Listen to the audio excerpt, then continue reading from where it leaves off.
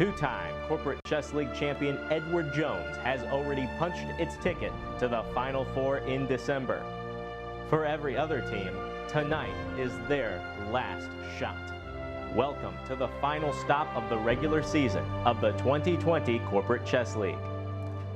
Good evening and welcome to the final gathering of the regular season for the 2020 Corporate Chess League. 4 teams will continue on from here to compete for the final 2020 Corporate Chess League Championship. 7 teams, unfortunately, will be sent home to look forward to next year. We look to enhance and expand what we're doing with the Corporate Chess League going on into 2021. So we really appreciate your participation. If you have other colleagues or those in your network that are interested in competing, if you've enjoyed this, please pass along this information to them. We're getting interest from other states outside of St. Louis, Boston area, New York area, and so we have a lot of ideas moving forward into 2021.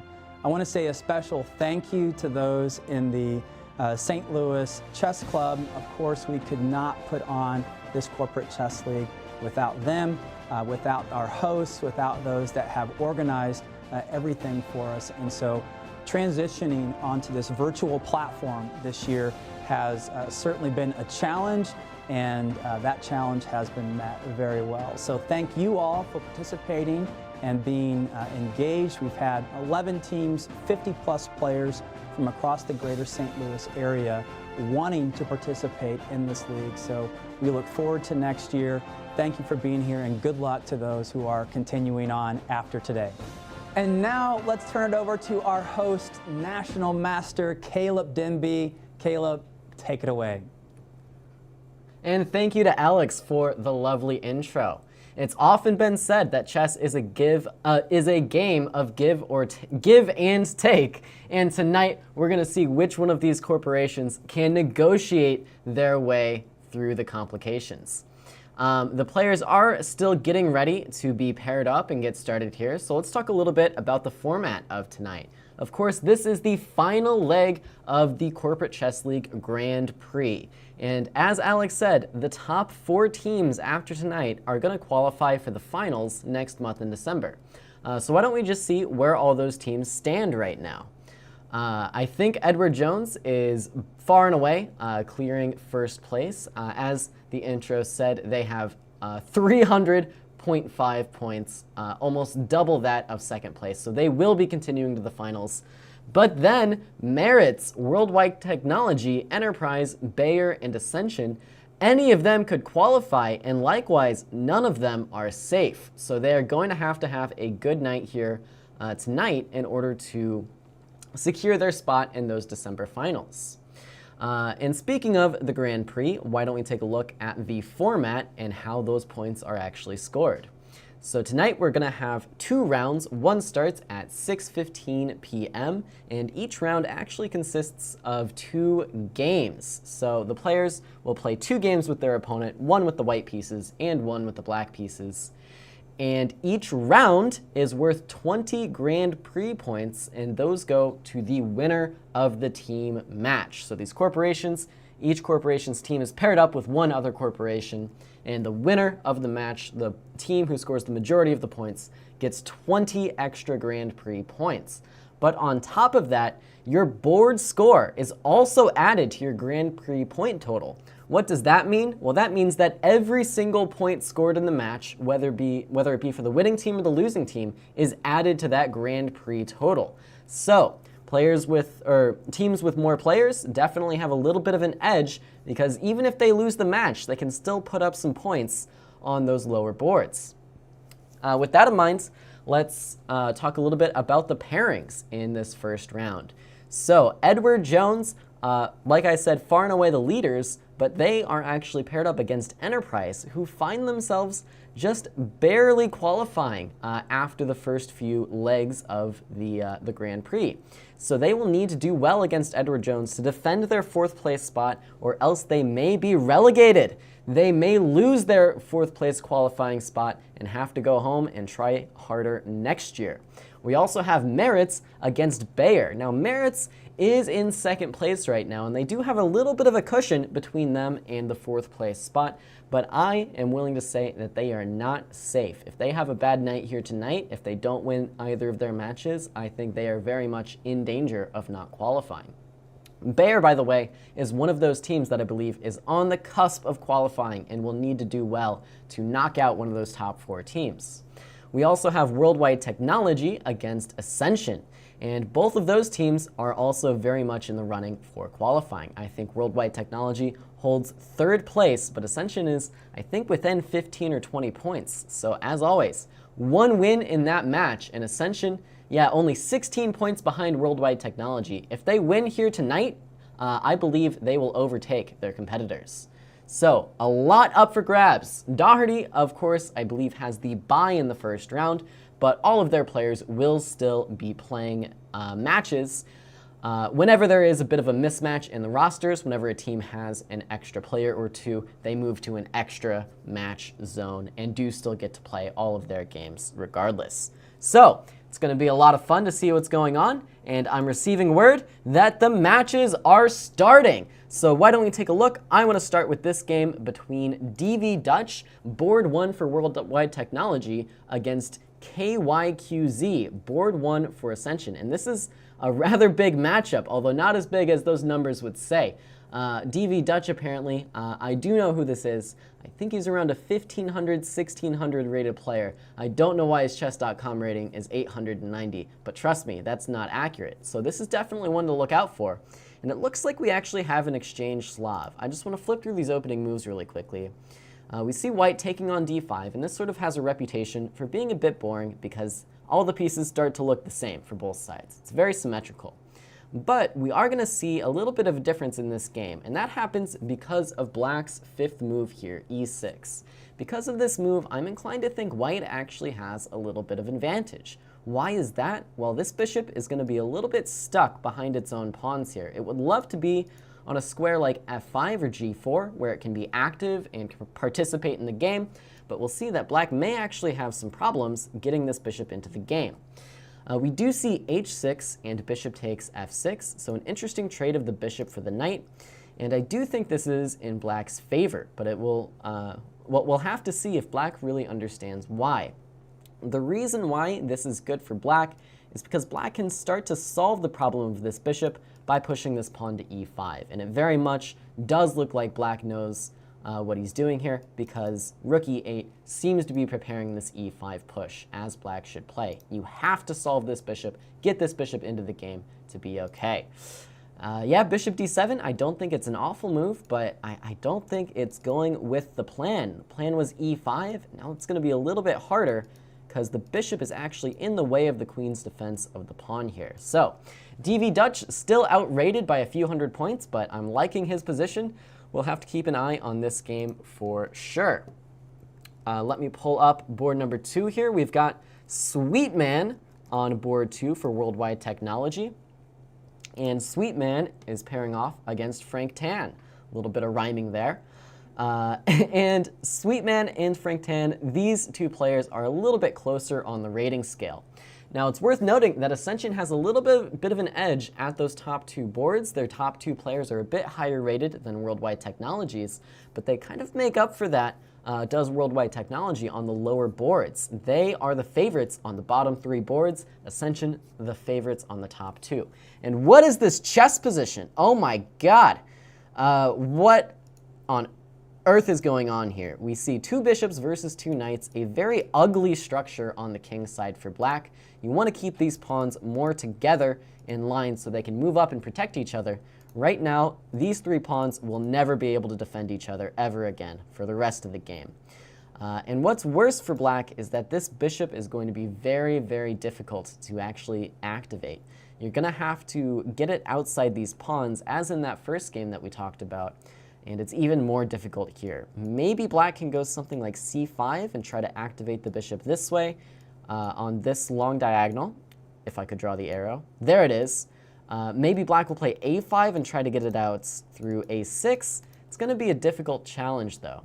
We actually see black play an interesting move, f5, and an interesting series of trades here. So black trades off his seemingly good bishop, but in return, he actually helped his structure on the king's side a little bit. Things are not quite as bad over here, and the path to activating this bishop is maybe becoming a bit clearer. Frank, though, not one to give up easily, is putting some pressure on the d file, and this, again, is going to make it difficult to get this bishop in the game. It's a very similar story on these top two boards. It's a story of trying to activate this light squared bishop with the black pieces.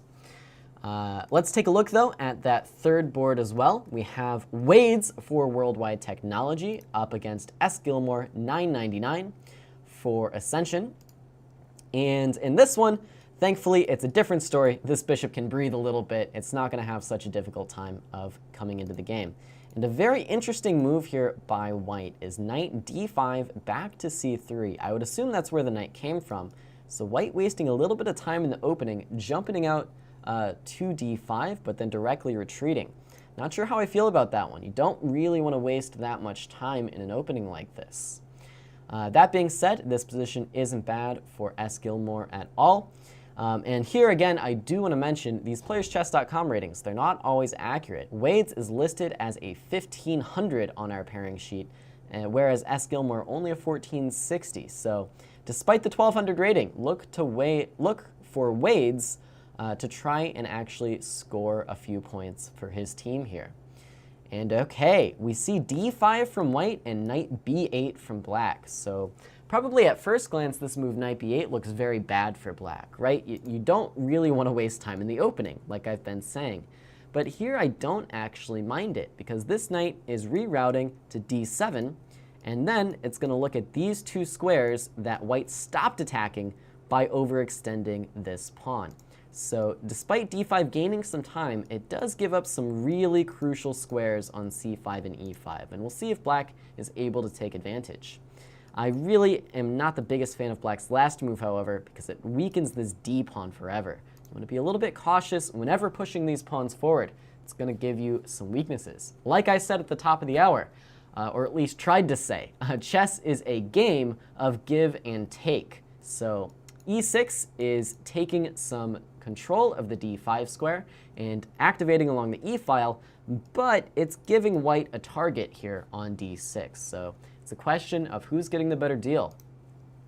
By the way, white still has his king left in the center, going to have to spend some time to fix this piece, and I'm willing to bet black's next move is going to be rook to e8, with some awkwardness here definitely along the e file. Looks good for black in my opinion. Looks good for black. Let's keep on moving down the list. We have SFX 77 on the next board for Worldwide Technology, and I actually don't see that game. I just don't see it. There it is. It apparently is only going to show me 5 games at a time, so I will have to budget the games that I follow. And here we have SFX with black again, and once again, not a super accurate rating here. SFX not a 1200, much closer to 1400. And what is this position? My gosh, they're getting some crazy stuff. It looks like, you know, many of these Worldwide Technology players are doing something similar with the black pieces here. Going for this d6, e5 setup, playing on the dark squares with the fianchettoed bishop. I wonder if they've done some team prep going into this match. And as we join this game, it does look like white is being faced with some awkwardness on the c file here, with black bearing down on both of those pieces. Bishop takes a6, I think, was forced, taking a piece to gain some time to save the knight. And I don't think white is losing, but is white better? Is white better here? Well, I've just counted the pieces, and I don't think white is better. Why is that? White has fewer pieces. It's sometimes worth it to count. Black is sitting with an extra knight here on h5. That being said, I'm not in love with what SFX just did. That does give up this b7 pawn. And as the pawns start to trickle in, look for Oak Avenue to try and turn this game around. You can only give up so many pawns before it's worth a piece, and white is up to 3. That's right, 3 pawns for the piece. It's definitely not nothing, and white is very much still in this game. That just leaves Whedon on board 5 for Worldwide Technology, and then I think we're going to stick with this match for the rest of round 1 here. So let's go ahead and take a look at that game. We have Whedon 80 on with the white pieces here against Pepepperman. Pepepperman with the black pieces is Ascension's board 5. And so like I said, board 1, board 2, look for KYQZ and Frank Tan for Ascension to look to score some points. They are the favorites there, pretty heavily so. But then on these 3 lower boards, that's where Worldwide Technology will need to make a stand. They need to score the points they are favored to score here. And looking at this position, it looks like we've simplified quite a bit here. Whedon has the bishop against Pepepperman's knights. And black, again, we're seeing a lot of this d6 e5 structure that usually results from, a Sicilian defense. And as always, this d6 pawn is looking to be a slight weakness in the position for black. That being said, it's always worthwhile to count the pawns. 1, 2, 3, 4, 1, 2, 3, 4, 5. d6 is actually an extra pawn for black, which means black is just for choice here. This is not one of those positions where white is getting compensation for the pawn. Black has an excellent square for the knight. This extra pawn is useful, supporting the center and controlling some squares on the c-file. Black should just simplify, bring this rook over to c8, and there's absolutely no reason why black shouldn't be able to win this game. So, good news for Ascension on this lower board here. If they can score a point or two on these lower boards, they are in very good position to take home the match with good results on boards 1 and 2. That being said, though, a6 not the most accurate. Black needed to contest this c-file. Now the rook will invade on the 7th rank, and white will look to take some material. Although, the more I look at it, was this a sneaky trap? Did Pepepperman lay a very devious trap here? It seems as though that may have been the case. I think, actually, believe it or not, king d8 in this position, and black would have been picking up a piece through some very, very strange tactics. Rook d7 check is the only move, because after king d8, both of these pieces are attacked. So king d8, rook d7, king e8 is the stunning move that I just was not seeing. And once again, black is in contact with the rook and in contact with the bishop. If the rook moves anywhere with check, then we can capture the bishop for free. If the bishop moves back, then b5, and it's the same problem for white. King d8 would have won the game with a stunning tactic, but it was missed in this case. Apologies if you guys didn't follow that all the way through. But yeah, Whedon now looking to do the same thing, but it's the same exact tactic. It's the same problem. King g6 here, and both of white's pieces are attacked. Perhaps, though, white in this case can save the day with a move like bishop a2. Would have been an insane tactic to see here from Pepepperman. That was a wild one. Oh, b3, but this isn't good enough. Rook takes, pawn takes, king takes, and black is going to be up a piece here. Looking very good for Pepepperman. That'll be a massive upset for Ascension on this board 5. So let's keep an eye, though, on this board 1 matchup as well. We have DV Dutch against KYQZ, and things have changed in the worst of ways for DV Dutch here. I think KYQZ has managed to escape his slightly awkward position, and let's just take a look at how he did that really quickly. I mentioned bishop d7 wasn't my favorite move, but then look at this. Knight a4, and black immediately punishes this move with e5. As I said, this is the key break for black here to activate this bishop. And as always, chess, a game of give and take, as I said. Knight a4 is claiming the c5 and b6 squares, but it's giving up the d5 square. You have to give something to get something. And in this case, e5 is playable because of that. Now, with the active bishop and more space in the center, no reason why black should be unhappy. And we see in the game, after some simplifications, we ended up right here, and the rooks have now been traded. And it is definitely black for choice. Why is black for choice? Well, this one pawn is worth a lot more than this f2 pawn. Double pawns aren't ideal in the endgame, and in this case, DV Dutch is going to have to work a bit hard to, in fact, play, I think, for a draw here. If I'm black, I'm definitely going to take on h4 here. You want to create 2 different passed pawns. Will it be enough to win? Honestly, probably not.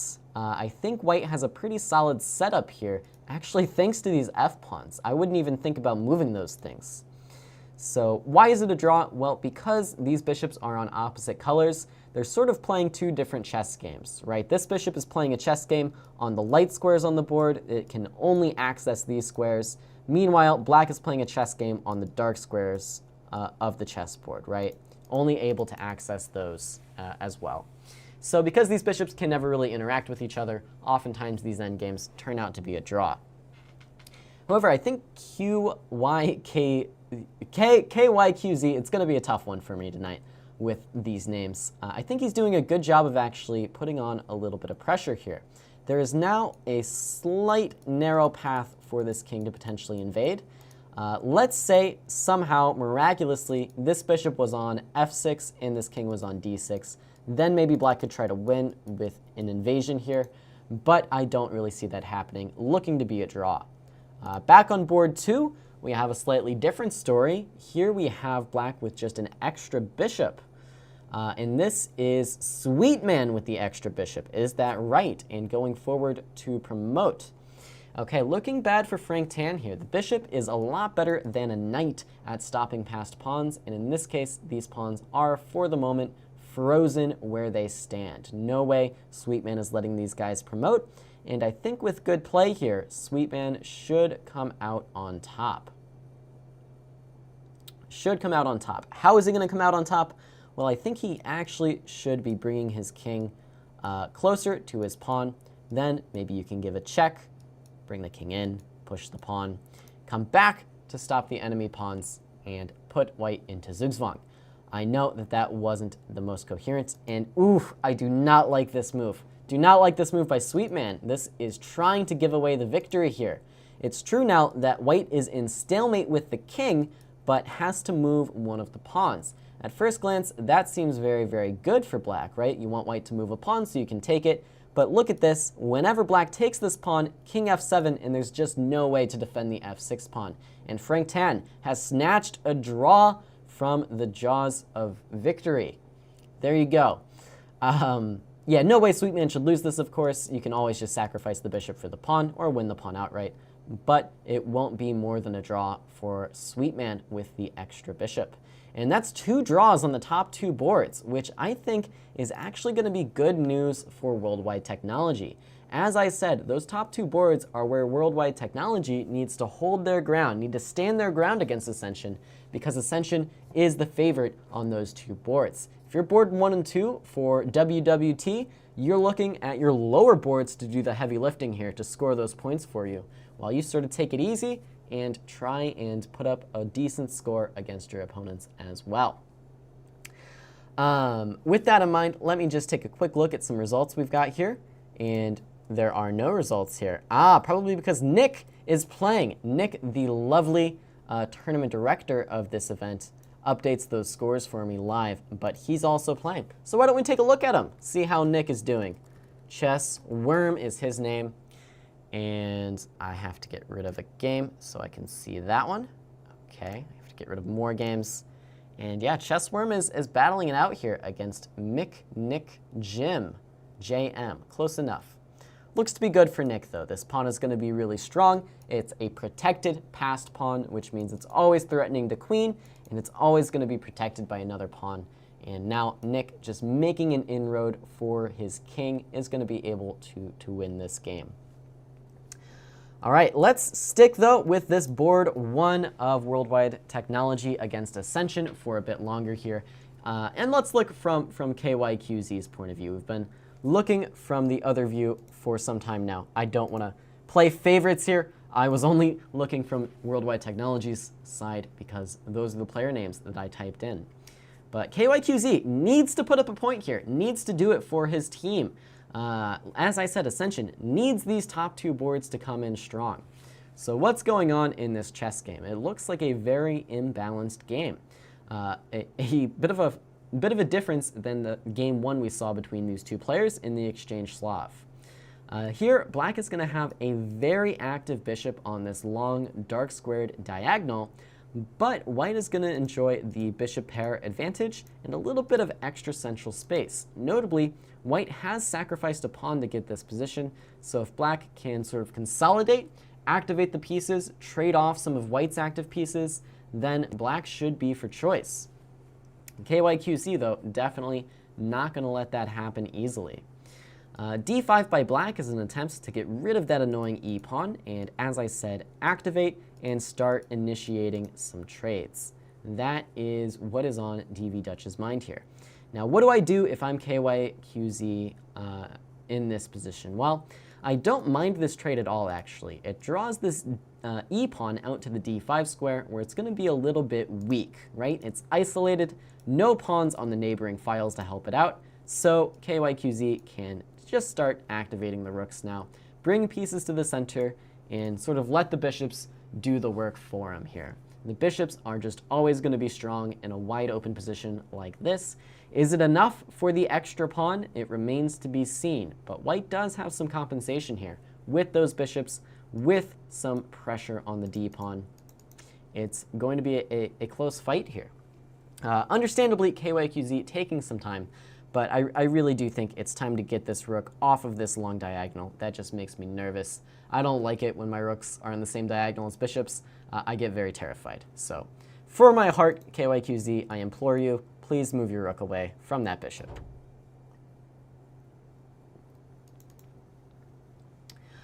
Okay, bishop e3. Yeah, not one to help my, heart stress, I guess.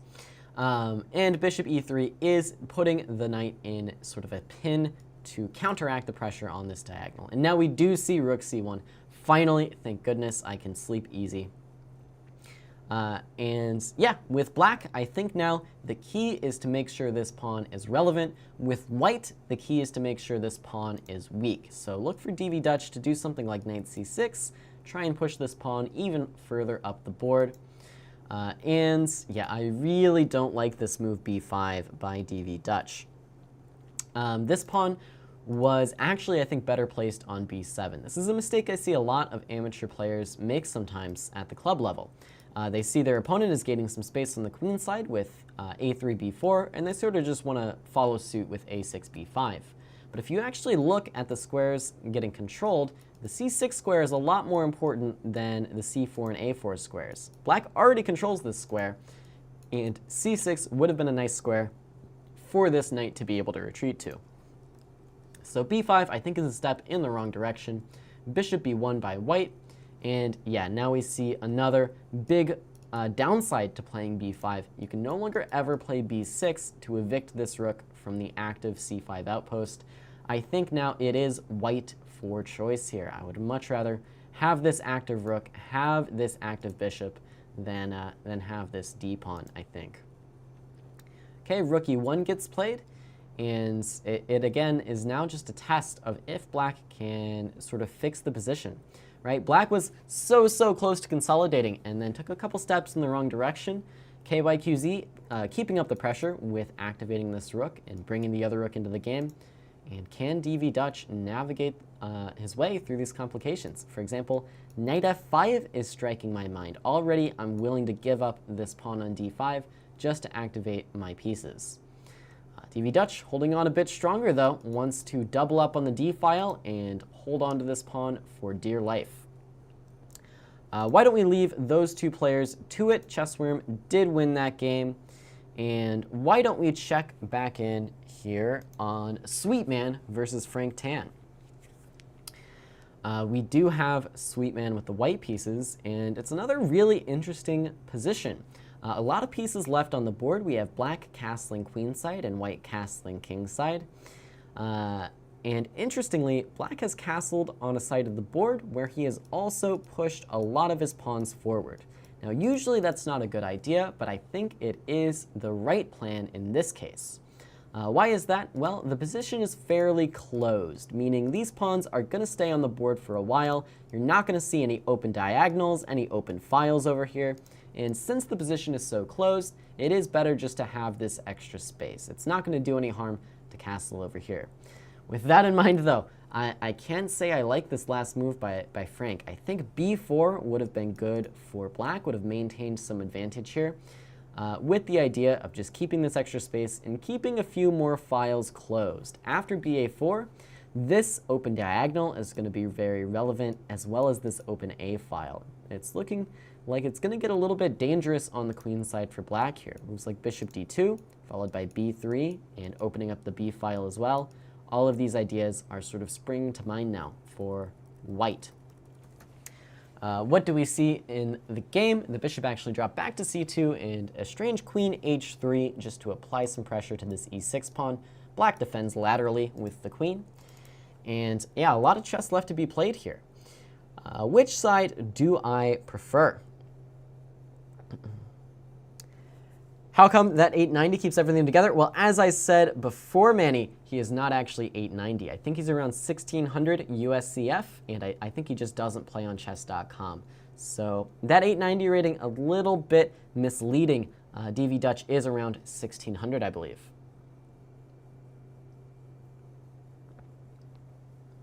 Okay, we see rook d1, and an interesting choice by black to go e4, locking down the center entirely. And in general, I think this is a good principled way to approach the position. Why is that? Well, this bishop was thriving on c2. It loves open diagonals. Bishops love open diagonals. And with e4, you're not only shutting down this bishop, but you're keeping this pawn on e3, which is shutting down this bishop as well. Now white is going to have a very difficult time making use of these bishops, whereas the knights can do some hippity-hoppeting and apply some pressure on the king side of the board. That knight goes there. This knight, for example, goes here, and black is going to have a ton of pressure in the position. I think black is definitely for choice at this point. Some good positional ideas here by Frank Tan. Playing against the bishops, you don't often see it, but it does work on occasion. And what's this? DV Dutch has fallen to KYQZ. It turns out that activity was just a bit too much, and we actually saw the blunder of a queen. Wow, we had just left this game with knight f5, but then bishop f4, and the pieces start getting pushed around.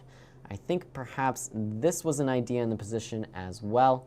Not sure how black would have responded with this threat, but rook c7 instead, and then after d4, this queen was attacked and subsequently hung. Not good for DV Dutch, but he did get that half point in the first round, which is a lot better than nothing. If Sweetman can perhaps score another half point here or even a full point, then Worldwide Technology would be in great position. However, if Frank Tan does manage to clean this game up, I think Ascension may even be a little bit favored, right? They scored 3 out of 4 on the top 2 boards there, which is not bad at all, assuming Frank would be able to win this game. With that in mind, Frank is not necessarily going to win this game. I liked his position a moment ago, but then things did start to open up. We saw a strange-looking king c7 here. I think probably I liked better getting these knights into these good light-squared outposts. And then after b3, we do see the position start to collapse now for black. I wonder if queen takes c6 was missed. It's been responded to with queen takes c3, and this is what's known sometimes as a desperado tactic. So black is willing to give up this knight in exchange for the bishop on c2. Instead, bishop a4, and yeah, this is what I cautioned against. I said black could castle kingside, and it should be fine as long as the files stay closed. And now white has successfully opened the files with some help from black, and this king is going to find itself in a world of hurt. It's difficult to even suggest moves here for black. The very, very simple plan of bishop d2, rook c1, and checkmate is going to be a difficult one to stop here for Frank Tan. We see knight c6, but again, this move bishop d2 comes to mind, and I think that would end the game. Just some tactics, bishop d2, queen c4, we can take on c6, and rook c1, pinning the queen to the king. Sweetman starts with bishop d2. Will he find the rest? Will he find the rest here to win the game? Queen c4, bishop takes c6 wins. I don't think rook c1 is good enough just yet. It gives up the bishop on a4, but this is winning, and yeah, Sweetman has found it. Rook c1, and that is going to be the match. I don't see Frank recovering from this one. Queen to c6 check, bishop takes a5 as well. Queen takes d5, just as good. This one is going to be a victory for Sweetman. Sweetman and Frank Tan. What a group of names. Yeah, I think check might be the simplest, with check and mate to follow. Also, rook a6 here or rook c6 to a6 is maybe the meanest way to deliver checkmate here, but just queen takes a5 is good enough. Yeah, once again, queen b5, king to the a file, rook a1 is checkmate. This is checkmate as well, and Sweetman does take it home. All right, let us take a look now at those lower boards once again. Back to Whedon versus Pepperman. Disaster! How did Pepperman lose that first game? I thought it was in the bag for Pepperman. Whedon was going down a full piece, I thought.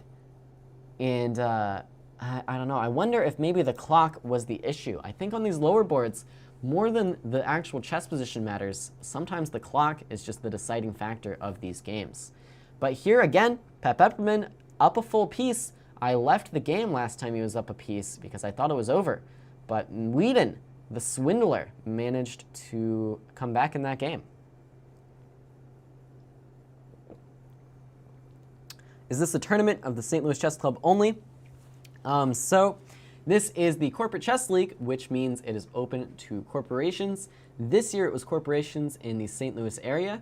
Alex, in his little intro tonight, hinted at the fact that maybe some non-local corporations could start to join. So basically, it's a team competition for corporations right now in the area. So if you are a part of a corporation, and oh, there's Alex on the screen.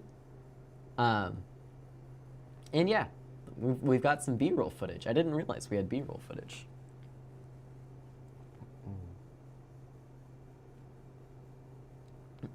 And we're back. I didn't really know how to handle that. You can talk over that, you know. Yeah.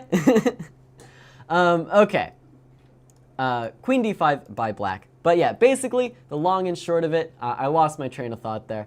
But the long and short of it is, yes, it is right now for local St. Louis corporations. It's a team competition, so to enter, you would need to find a team for a corporation to participate. Alex there is the commissioner of the Corporate Chess League. So if you do have a corporation by any chance and you do want to participate, I would recommend reaching out to him or Lawrence Stewart. I believe their information should be on our website for you guys. Let's get back to the action though. We have a result here with Josh Whedon actually resigning. I think his name is Josh. I just pulled that name out of nowhere. I know his last name is Whedon. Hopefully his first name is Josh, but unfortunately for him, there was a bit of a tactic that was missed here with knight e7. How else are we doing in the match? We have, I think Wades has actually completed his games as well. SFX is still in progress against Oak Ave. And the way I'm looking at it here, the results are shaping up to be very, very close. We had Whedon splitting with Pepperman on the bottom board. We had Sweetman going 1.5 to 1/2 against Frank Tan, but DV Dutch going 1/2 to 1.5 with KYQZ. So that's a tied score so far. I'm not sure how Wades actually ended up. I will have to check that on my own. But it could come down to this game between SFX 77. It all depends on how Wades did and how this game goes. SFX with the lead for the moment. Again, don't trust these chess.com ratings. SFX is much closer to 1,400 than he is to 1,200. And yeah, still waiting on Nick to put in those scores. Probably his game is still giving him some trouble. But what is going on the chessboard here? Black has more rooks. That's what's going on. Looks good for Ascension. If Oak Ave is able to win this game, it very much would come down 100% to that match between Wades and S. Gilmore 999. If they split their match, then it's going to be a tie between Worldwide Technology and Ascension. I know in the events that I've covered, we have had 0 ties, so that would be a first for me. Don't know if it would be a first for the season, but definitely that would be something new. Something new to be certain. All right, I'm going to leave this game. I think Oak Ave probably has this one in the bag with an extra rook. But why don't we check in on another really essential match, and that is the match between Merits and Bayer. Let's see if any of their games are still in progress here. And maybe they aren't. They do have one. There is still the game between KB3, EUA, up against Vindy here.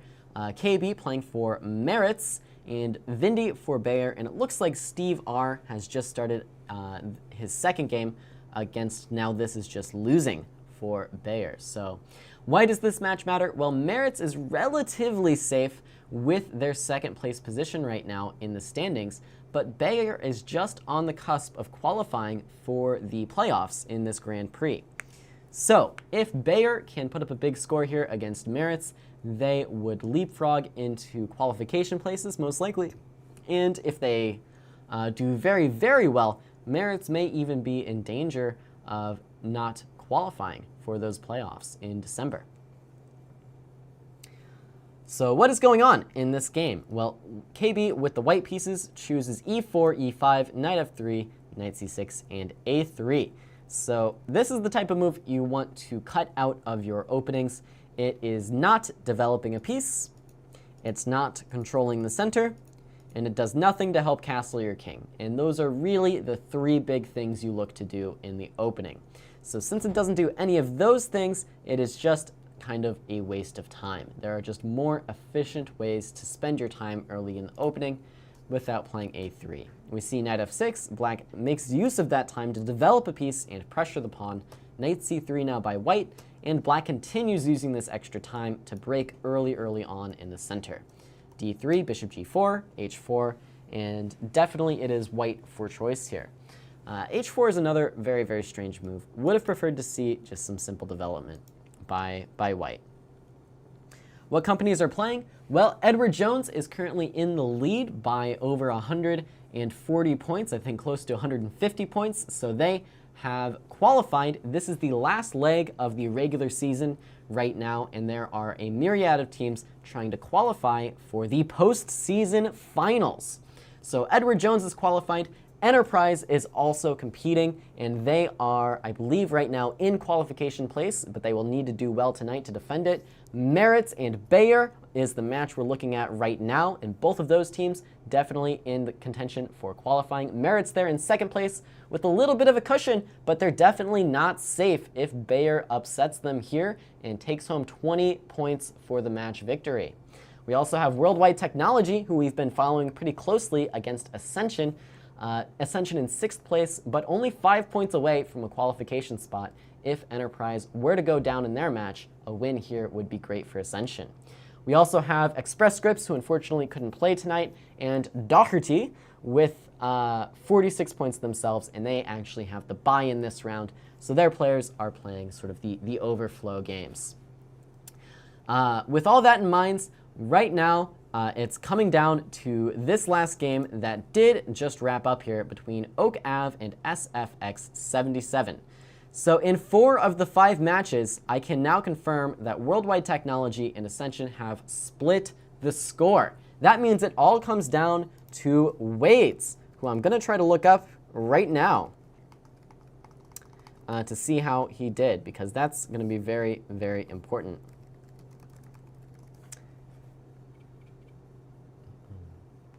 If I can actually figure this out. Bear with me. All I want to know is how Wades did in his game. Maybe I'm asking for a bit too much.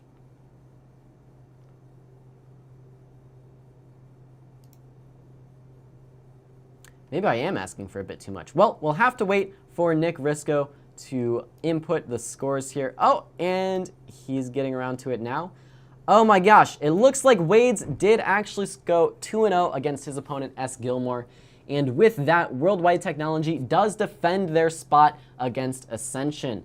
So with a match victory there for Worldwide Technology, they take home 20 full Grand Prix points, which very much solidifies them in qualification position. And that is a tough loss for Ascension. It's a little bit unclear now if Ascension is going to be able to make up that gap they needed before the end of the night. What's the good news for Ascension? Well, the good news is Enterprise also has lost to Edward Jones. And with that loss, Enterprise is very, very much in danger of losing their qualification spot. And keeping an eye on the Bayer match against Merits, there are still a couple games left in progress. Right now, Bayer is actually up 2 points in that match, and it's going to come down to these last 2 games that we have here. If Merits is able to win in both of these games, then they will defend their spot and split the match. But a win on either board for Bayer will make them the victors. And with that, they will shoot up with 20 extra points, undoubtedly surpassing Enterprise and potentially even surpassing Merits. They might surpass Merits as well. And we could have a huge shakeup in the standings. Let's allow our great tournament director, Nick, to continue updating those scores, though.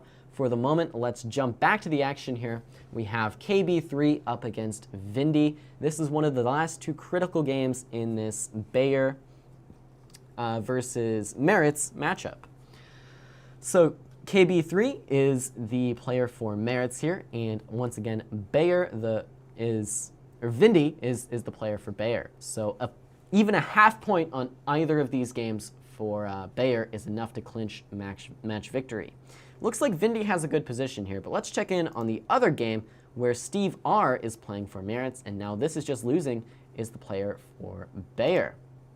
The player for Bayer. So taking a look at this one here, what is going on the chessboard? It looks like another interesting position. We're getting a lot of these closed center types of positions where one side is dealing with some doubled pawns. Honestly, I think White is doing pretty well here. There are some tactics being played, a discovery on the knight, but I think this may have been a little bit of a miscalculation. There's a knight takes c6 move that Black is going to have to contend with here. I don't know if, now this is just losing, had calculated this one all the way through. Steve's chess.com rating, by the way, is almost accurate. It looks like his actual rating is 1216, not just 1200. But you can sort of trust this rating. So we'll see what Steve comes up with here. There's a knight takes c6 move, and there's even somehow a knight takes f7 move that White can consider, and I think this is just going to be a pleasant advantage for White, if I'm not mistaken. Once again, Bayer needs a half point to clinch match victory. It looks like Steve is really applying the pressure here. If Steve takes home the win, then it's all down to that first game we looked at. And there is a lot to calculate here. For example, there might be even a third move, Queen h5, and maybe this is the best of the moves that I've looked at here. The point is, you apply some pressure to this f7 pawn. You know, to be honest, I don't quite believe in that line just yet, but knight takes c6 looks good, knight takes f7 looks good. Honestly, the simple king takes h3, and following rook takes e5 with f4 and b3, that looks very good for White. I don't think White can really go wrong here. With that in mind, I think White may be going wrong here by actually spending so much time on this decision. As I've said before, the clock is a very relevant factor. Any of the main moves look like they're good to me. Just play one of them, maintain some time on that clock, and don't go down without a fight. Okay, we see the interesting queen d7, and this is now officially just a sacrifice by Black. Knight takes b8, attacks the queen, you'll have to recapture, and White will be up the exchange here. What does Black have in exchange for it? Well, Black is putting all of his hopes on the fact that these light squares are going to be weak for White. If Black can occupy these squares and successfully launch an attack, then Black will have some compensation. With that being said, though, I just don't buy it. Bishop g4, there's one very important move that if White plays, I think the advantage is secured. It was not queen e1. Although Ben Feingold says never play f3, f3 is a great move in this position. Why is that? Well, whenever you are missing a bishop that your opponent has, it's oftentimes really, really powerful to make up for that by attacking those squares with your pawns. So what do I mean? I mean black has a light squared bishop and white does not. That means black has this great control over all of the light squares in the position. But white can actually fight back by occupying those light colored squares with the pawns. For example, f3, g4, and that bishop would be completely shut out of the game. So that's an important thing to keep in mind. Whenever you're missing a bishop, you can compensate for that by using those pawns to help guard the squares. 2 games left, according to Nick here, and I imagine those are the 2 games we are currently looking at. This game between Steve, and now this is just losing, is still in progress. I should say some more moves have been played, and those moves have been very, very bad for Steve R. And look at how quickly the tables have turned. I think white is just checkmated. So queen e1 did not maintain control of those light squares, and then suddenly, out of nowhere, Steve is getting checkmated. These light squares did turn out to be the death of white's king, with black very, very quickly invading and checkmating. And with that, Bayer has in fact clinched this match against Merritt's. Still 1 game left in progress though. Let's take a look over here at KB3. How is he shaping up against Vindy?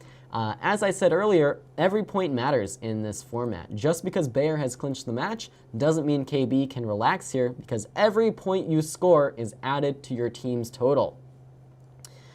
And we have yet another position with a very closed center. The players really seem to be going for these positions where they lock the pawns in the middle of the board and try to figure out the complications. And kudos to them for going for this kind of game, because it is a very complex game. It's very easy to let something slip in a position like this, with so many pieces left on the board in such a closed, locked up position. So we see g6 now by black, and this was played because this knight was very much threatening to come into f5. If I'm white, I'm considering the move h5, and KB does go for it, just forcing this pawn out of the way, sinking our knight into the light squares, and we see here that white is firmly in control. Firmly in control. I don't really know how Vindy can respond to this. You could go for the maximum amount of tension with something crazy like f5, but my heart tells me it's just not going to be working out for black here. It just looks a little bit too loose to add this much tension, and Vindy doesn't even go for it. Goes knight d8. This is a free pawn for white to take now. h6 is going to be weak to follow. This knight is still coming to f5, and this is now disaster for Vindy. Dang, so if Steve had managed to hold on to that advantage with the rook, if he had played this nice move f3, I think Merritt's would have been in a good position to defend their placement in the qualifying position. But with this Bayer upset here, I think that may be in danger. Merritt's definitely going to have to come in strong in the final round in order to defend their title. And as I am talking up KB's position, there are some difficulties over here on the queen side. And if white isn't careful, they're going to get checkmated. How are they going to get checkmated? Well, let's say they play a natural move like knight f5. Rook takes b3 is actually a nasty, nasty threat. C takes, queen takes, king a1 is the only move. Then bishop b4 is the knockout punch. The queen moves, and bishop c3 with checkmate. And oh boy, are we going to see it? Will Vindy sacrifice the rook? It takes a lot of guts to play rook takes b3. And now Vindy takes the calmer approach, the slower approach. Vindy is just sinking this bishop on c3 and checkmating like this. And sadly for white, that is also just going to be good enough here. Not quite the fireworks that I had expected, but it is going to be good enough. And wow, IT says Enterprise tied Edward Jones. I did not realize this.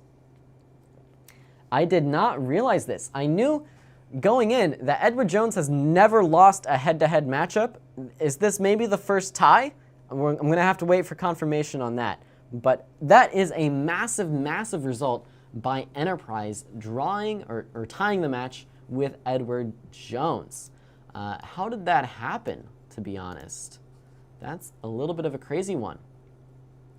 And yeah, it happened due to an excellent showing on board 1 by Kamikaze Knight for Enterprise. So we didn't get a chance to really look at that Enterprise-Edward Jones matchup. We were more focused on these 4 teams all in qualifying position. But wow, Enterprise, you know, they showed up when they had to. They were in that 4th place spot, just barely in the qualifying range, and splitting their match with Edward Jones is going to keep them very much in the running for that qualification spot.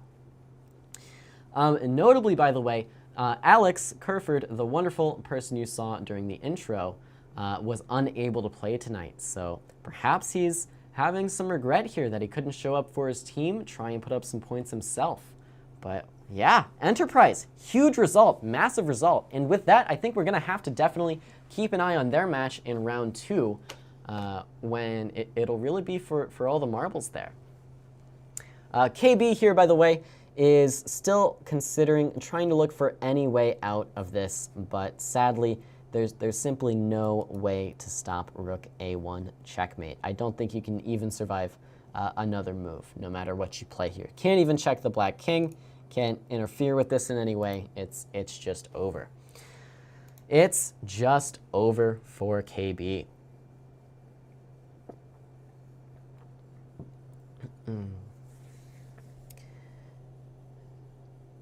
And it looks like KB offered his opponent a draw. You know, worth a shot, right? Maybe he doesn't see it. Maybe UFG takes H8. And sadly, though, Vindy did, in fact, decline that draw. So KB here will be going down. But not without a fight. Not without a fight. Had a very good position.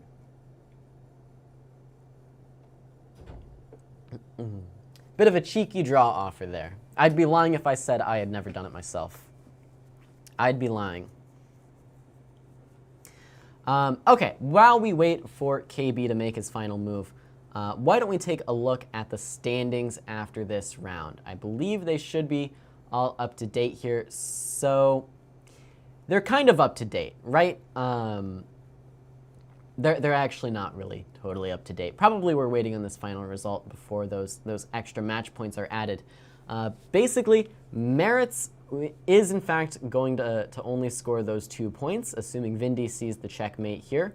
And so with that pretty bad result for them, they are very much in danger of losing their qualification spot. With a win in the next round, though, that could all change. And we actually see Ascension going down against Worldwide Technology, so expect those 2 teams to try to come back with a little bit more force in the next round to try to get back into the qualification range. We also saw Enterprise splitting their match with Edward Jones, so despite the standings only saying they get 5 points, they will actually be receiving 15, which will likely surpass Merits in the standings and stay well ahead of Ascension, so they should reclaim their 4th place spot. Worldwide Technology, with their win over Ascension, more thoroughly secures their spot in qualification. Bayer, as well, with a solid win, will be keeping their qualification spot as well.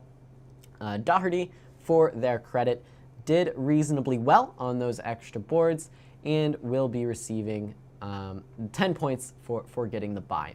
Edward Jones also maintains their undefeated record, but does not maintain their wins-only record.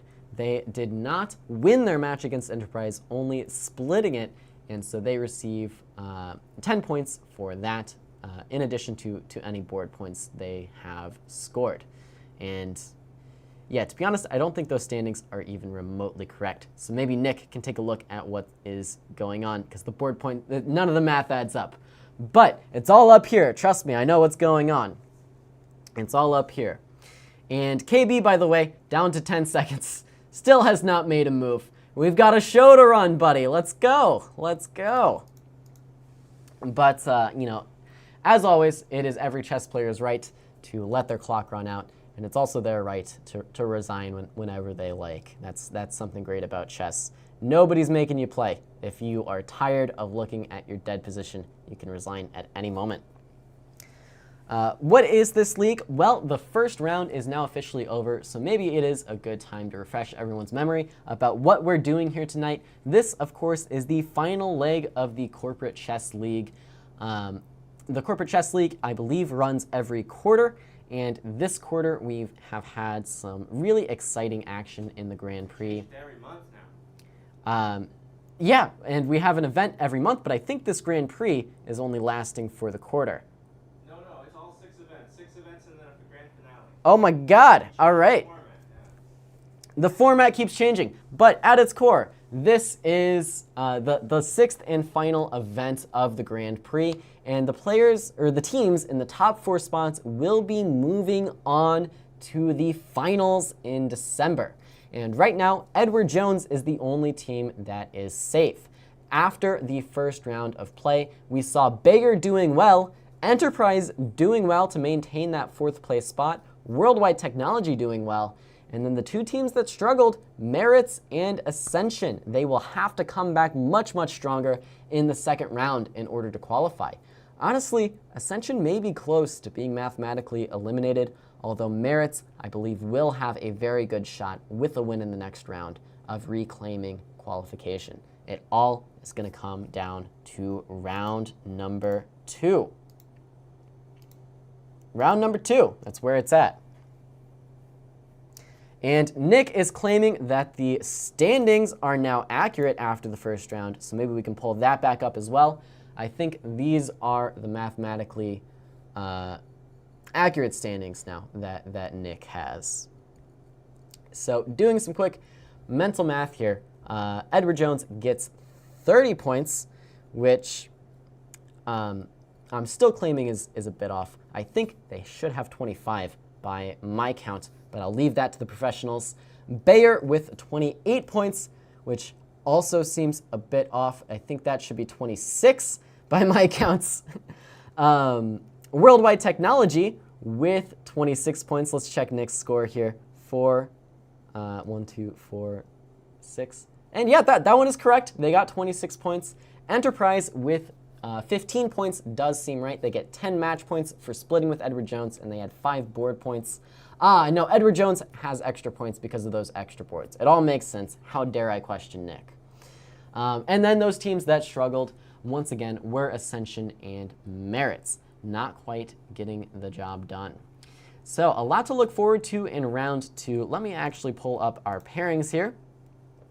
And boy, oh boy, they are big pairings. Worldwide Technology is playing Bayer, and Enterprise goes from having probably the hardest matchup against Edward Jones to having a little bit of an easier time against Darty. They will be the heavy favorites in that 2nd round. So honestly, if Enterprise wins that round, I think they are in the clear to qualify without issue. And Worldwide Technology up against Bayer is another interesting thing to look out for. Those 2 teams are in qualification spot. And then Merits against Ascension. So Merits, I don't think it's going to be enough for them to just win. They have to win big. They have to put up those board points in order to catch their competitors, Worldwide Technology and Bayer. So let us see, as I think games are actually getting underway. Why don't we pull up some of those games of Enterprise that we didn't take a look at in the first round. So who is that? That is going to be Kamikaze Knight. So let's take a look here. We have Kamikaze Knight against Swiak. Swiak, board 1 for Darty with the 1200chess.com rating. We have him pulled up there. We also are going to be looking at Chess Hulky for Enterprise, whose game has not yet started, as well as Moneyballin for Enterprise. So, Darty can actually play a little bit of spoiler in this event. They are, like I said, the massive underdogs, and I don't believe they can qualify for the finals at this point. But, you know, they can spoil Enterprise's chances. Enterprise in 4th place there with a few key wins. Darty could knock them out of the running. That being said, Swiak is not off to the most principled start of all time. There are 3 goals in the opening. You want to control the center, you want to develop your pieces, and you want to castle your king. f6, not achieving those goals, and it's also a very, very weakening move on this diagonal. This pawn on f7 closes that diagonal, and oh my god, say it ain't so. Bishop takes knight, pawn takes, that's checkmate. Whew! Oh boy, oh, not a good start for Swiak, unfortunately, there. And I believe that may be the fastest point we've ever seen in the history of the Corporate Chess League. That one did not take long. Tough game for Swiak. Don't play f6, you weaken this diagonal, and then g5 is just fatal. 6-move checkmate there. Okay, let's check in on Moneyballin against A.T. Hayes here. We have A.T. Hayes for Darty against Moneyballin, and this game seems to be off to a little bit of a better start. How can you go about entering your company info into a future competition? Maybe Ben can pull up a link for you. We do have that information available on our website. I believe the ticket is to contact Lauren Stewart, who is in charge of these things, and her email should be listed on our website, stlouischessclub.org. Look for the Corporate Chess League, look for Lauren, and then you'll be good to go. With that in mind, though, this game in progress. We have a bit of an interesting one here where, again, Black is going for this d6, e5 setup. We are seeing this a lot these days, and in this case is getting an early knight on d4. Now, this idea I think makes sense if White already has a pawn committed to the e4 square as well, but here, if I'm White, I would have really considered just playing pawn e3, making this knight move again, and then developing out to attack this guy again. The more times I can make my opponent move this knight, the happier I am. We see bishop e3 in the game, though, and now c5 to support the knight, and d takes c en passant to remove that defender. And now after c takes, I think White is, in fact, just able to win a pawn here on the d4 square. Again, another case of a situation where Black needed to get a little bit more developed in order for these ideas to work. Just a little bit too cavalier in the opening with these early knight moves. Okay. Who else do we have? We have Chess Hulky, whose game should be getting underway rather shortly. Or maybe not.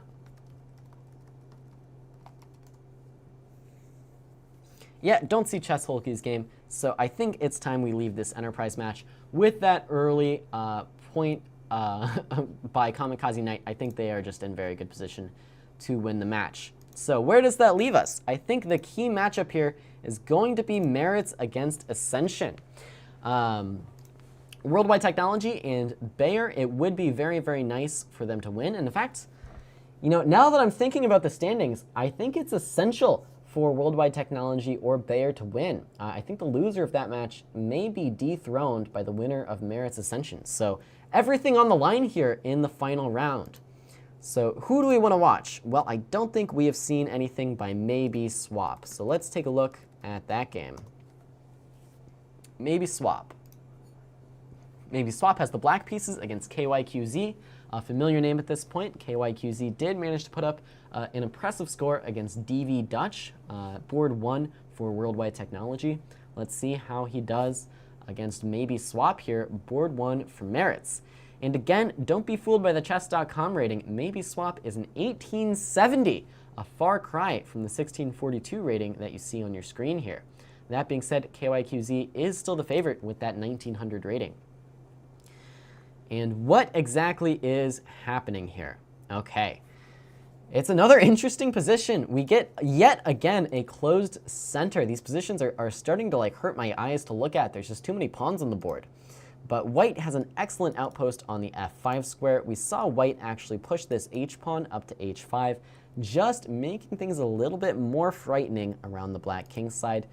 But the story is sort of the reverse over here on the queen side. This is a powerful knight for the moment on c4, and Black has good control over the open queen side files.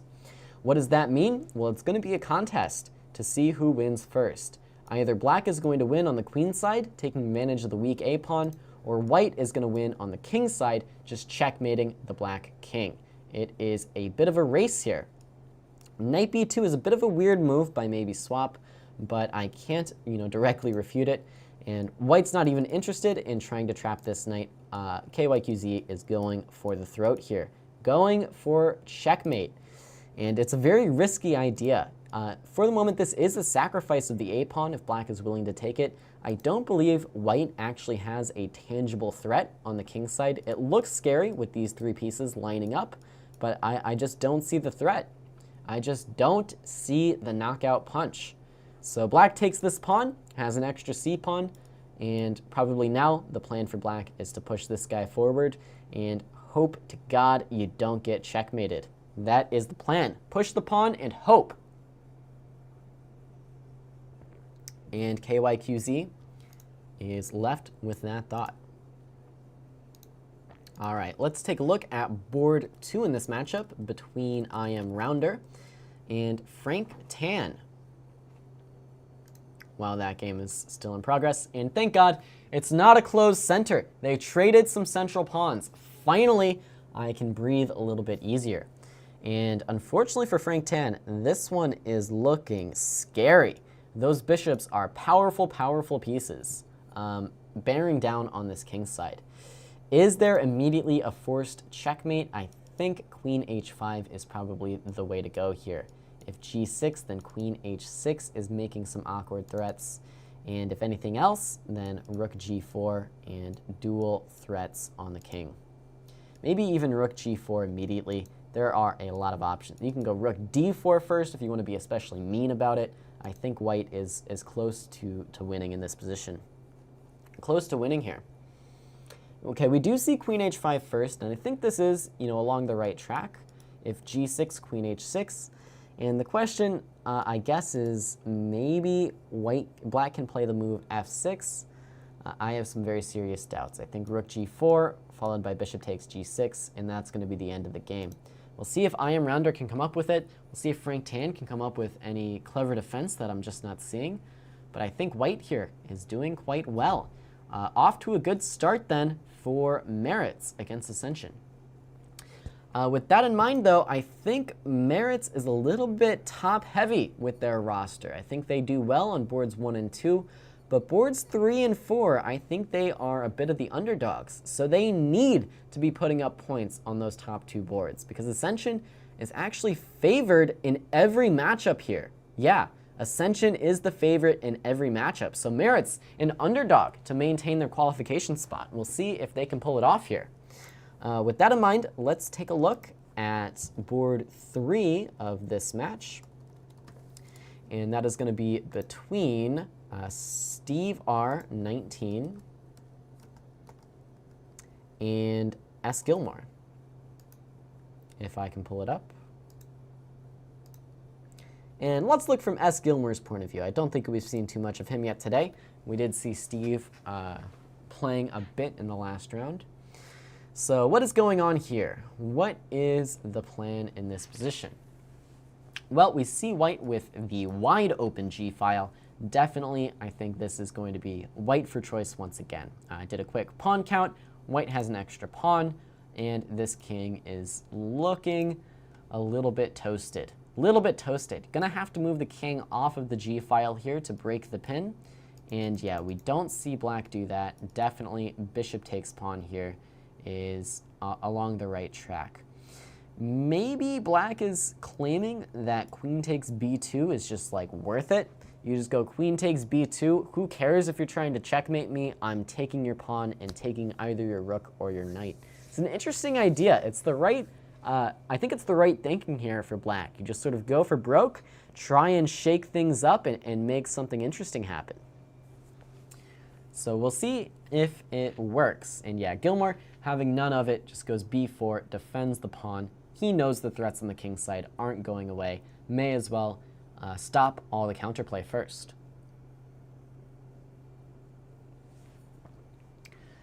And with that, that brings us to board for the final board of this Merit's Ascension matchup, which is again going to be KB3 against Oak Ave. So let's pull up Oak Ave here, if we can.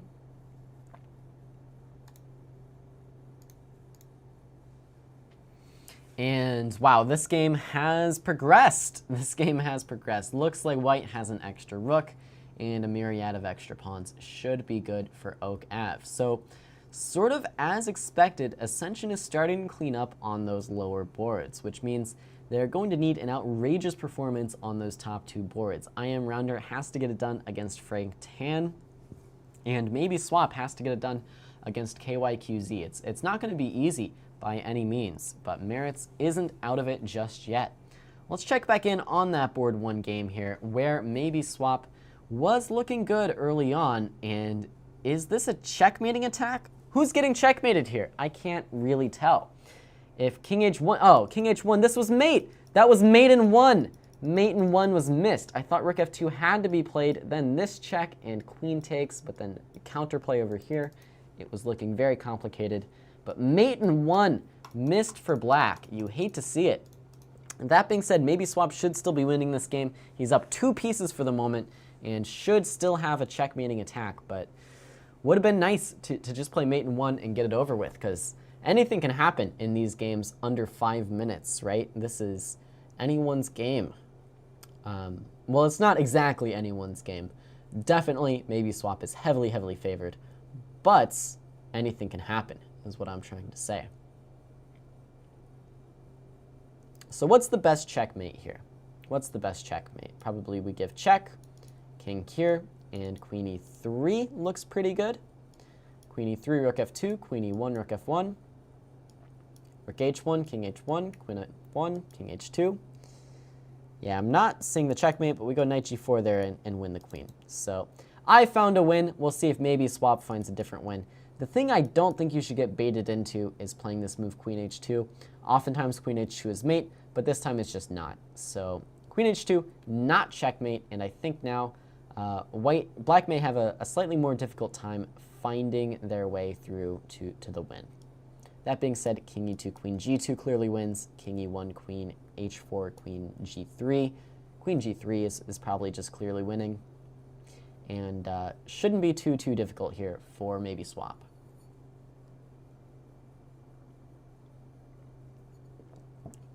And if all these games end the way I'm expecting them to at this point, I think it's going to be a split score between Merit's and Ascension after the first game in this round. And that is just shaping up for an even more exciting final game. I believe the winner of this match should be in good position to qualify, assuming that Worldwide Technology and Bayer don't split the match. I think if Worldwide Technology and Bayer somehow draw their match, then perhaps it doesn't matter if Ascension wins. I don't think Ascension could catch up. Remains to be seen, though. That is a victory for maybe Swap. Let's check back in on I Am Rounder. We saw that pressure on the king side, and it has now, amounted to some sort of attack. Is it enough? Looks like rook g6 should be played here. It looks a little bit complex, but it should be a good move. And after queen f7, God, I don't know. It's too complicated. I don't like this move. e5 now. Black is starting to fight back. Black is getting back into it here. Frank Tan clawing his way back into this game. e5. I think this has to be played, and it is played. Now, what do you do with this queen? It's so difficult to keep up the pressure. And that's the issue with these types of attacks, where optically they look very good, but if you make a few inaccurate moves, your opponent is right back in the game. Right back in the game. So queen c4 check, and where will black go? I think you do have some problems if you try to block, for example, with queen e6. You're running into queen takes and bishop c4 with yet another pin, when that would pick up material. King h8 I think looks fine, but we do see queen e6, and this is a blunder. This is a blunder. Queen trade bishop c4, and that is some extra material for I Am Rounder. What is the tournament called? It's called the Corporate Chess League. That's what it's called. Yeah, bishop c4, and I Am Rounder has found it. You can even go rook g6, try and build up the pressure here, but just bishop takes c4 or e6, keeping it simple. Rook g7 now, and this is a winning advantage for white. This h-pawn is very, very dangerous, and it's going to be difficult for Frank to, you know, you can only come back from the dead so many times.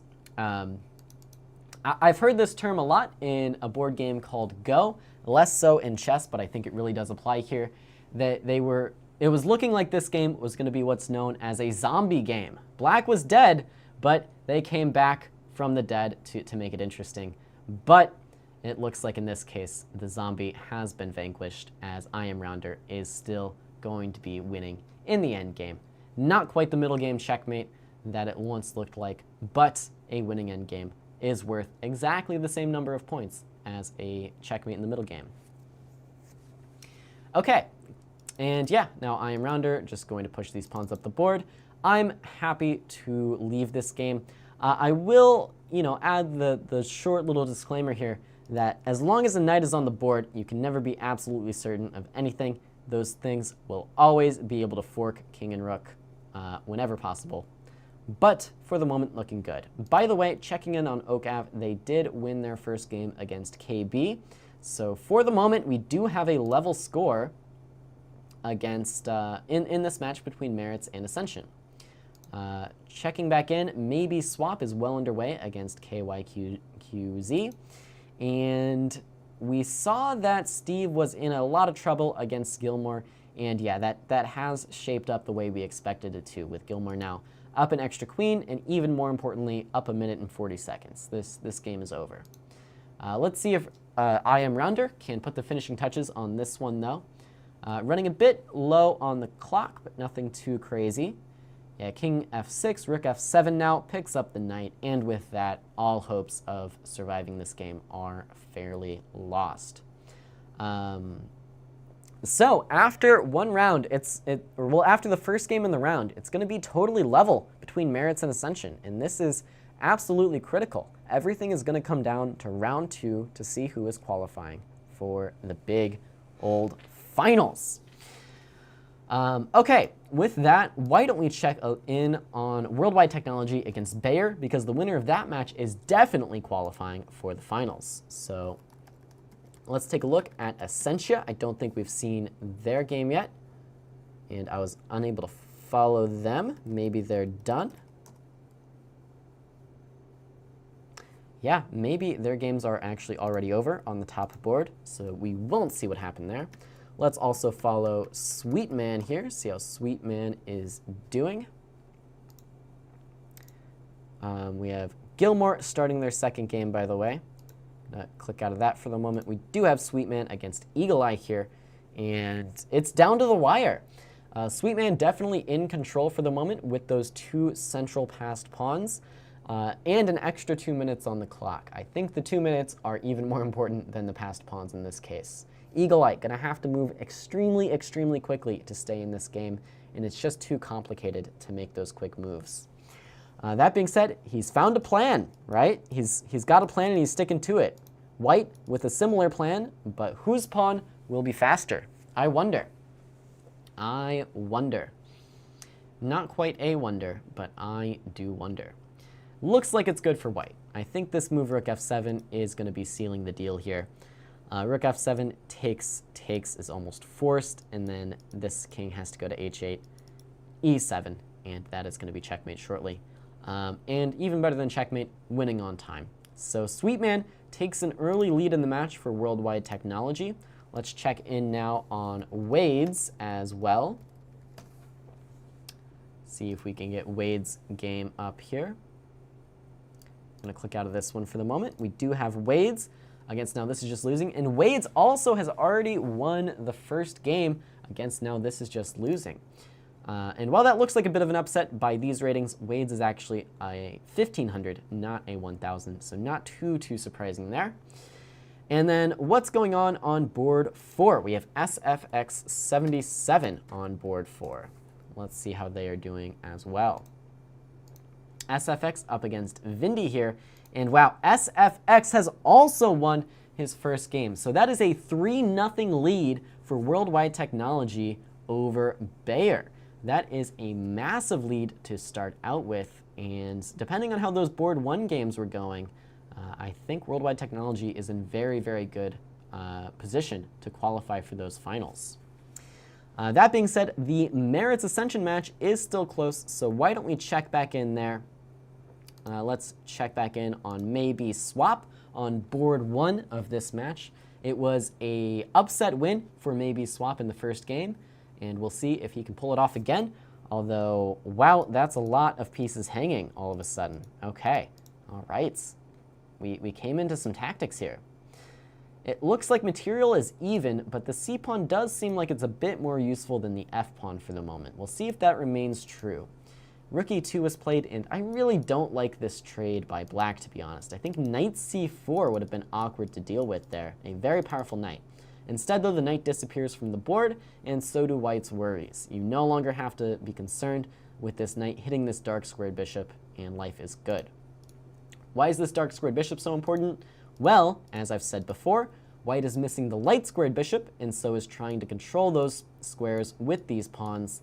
And that means that this bishop is all the more important to guard all these empty dark squares in the position. Without this bishop, white is sort of dead. So you need this bishop on the board to keep everything together, and that knight could have made it very, very awkward to deal with. In the meantime, we see rook f to d8. As always, chess is a game of give and take. You are getting the d file, but you are giving up some control over this f7 pawn. So be on the lookout for any potential tactics arriving on that square as well. What moves am I considering if I maybe swap? Well, maybe I swap the rooks off with rook takes d8 and rook d1. I think the huge benefit to actually having this f-pawn is it does make the black king a bit safer than the white king, which is why I'm happy to start trading off some major pieces here. If I can get rid of the major pieces, I know I'm not going to get checkmated, and this c-pawn starts to go up in value. Why? Well, this c-pawn is passed and the f-pawn is not.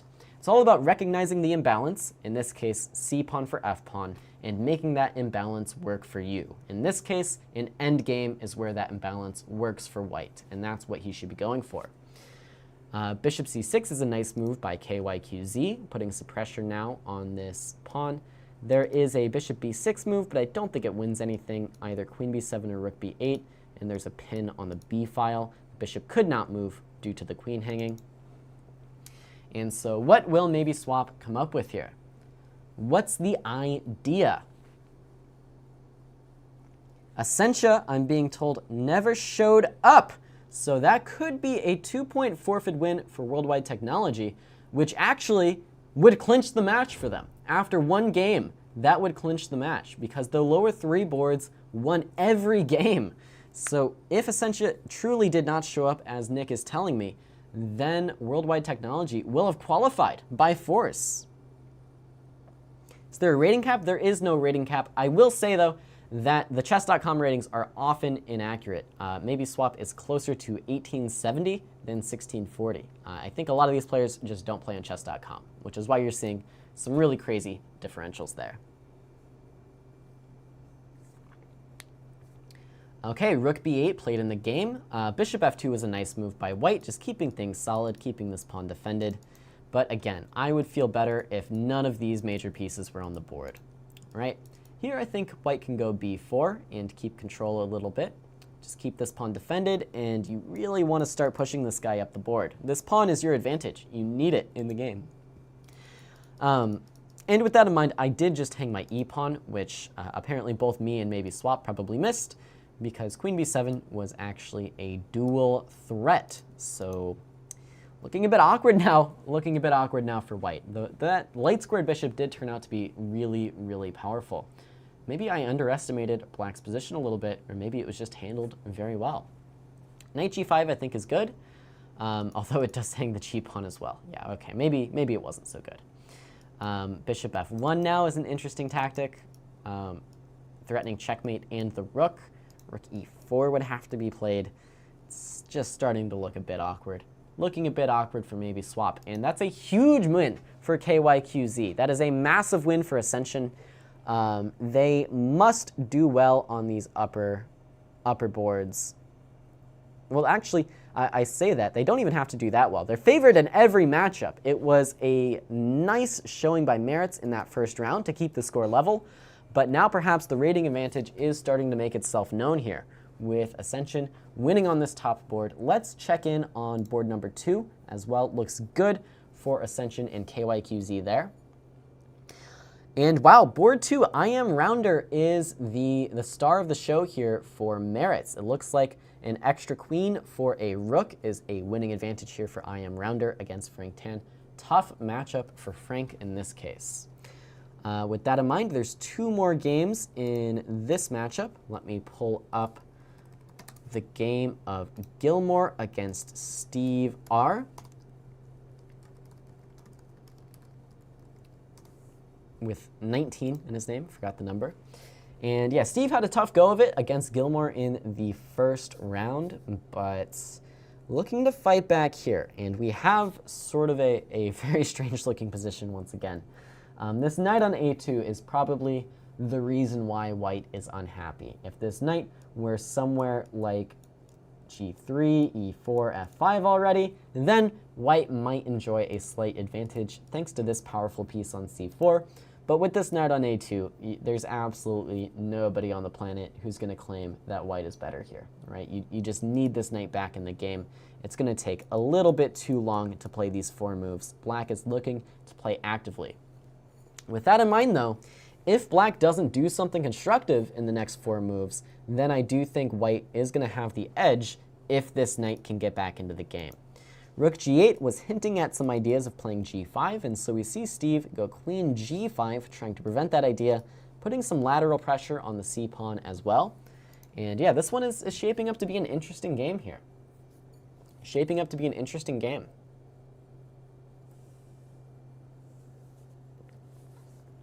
What else do we have? Well, we have KB against Oak Ave on the lowest board here. Oak Ave playing for Ascension, KB playing for Merits.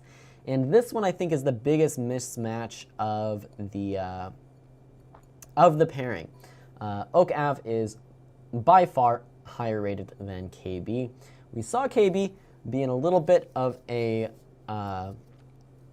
jokester in the last round, playing on when there's mate and 1 on the board, and letting his clock run out. And we'll see what happens here against Oak Ave.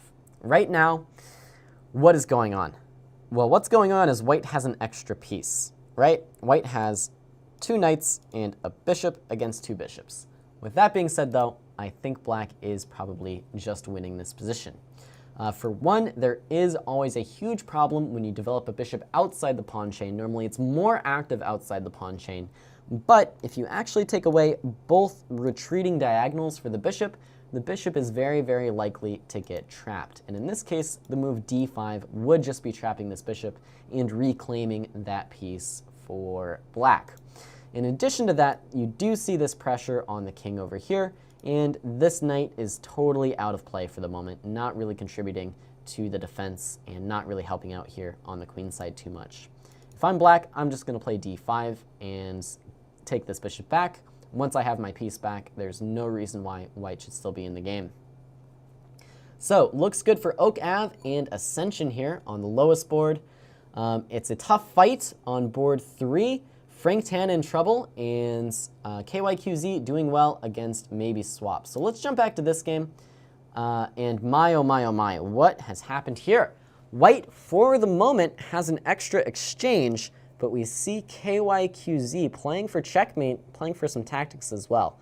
I think this one is actually just winning for black here.